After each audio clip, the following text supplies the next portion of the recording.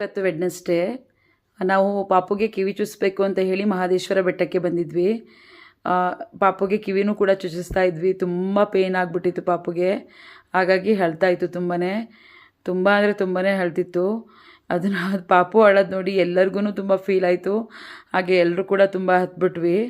ನಾವು ಅಂದ್ಕೊಂಡ್ವಿ ಇವತ್ತು ನಿದ್ರೆನೇ ಮಾಡಲ್ಲ, ತುಂಬ ಹಠ ಮಾಡುತ್ತೆ, ತುಂಬ ಅಳುತ್ತೆ ಅಂತಲೇ ಅಂದ್ಕೊಂಡಿದ್ವಿ. 1 ವೀಕ್ ಆಗಬೇಕು ಅದು ನೋವೆಲ್ಲ ಹೋಗಬೇಕು ಅಂದರೆ ಅಂತ. ಬಟ್ ಪಾಪು ನೆಕ್ಸ್ಟು ಟೈಮ್ಗೆ ಅದು ಅಳ್ಳಿಲ್ಲ.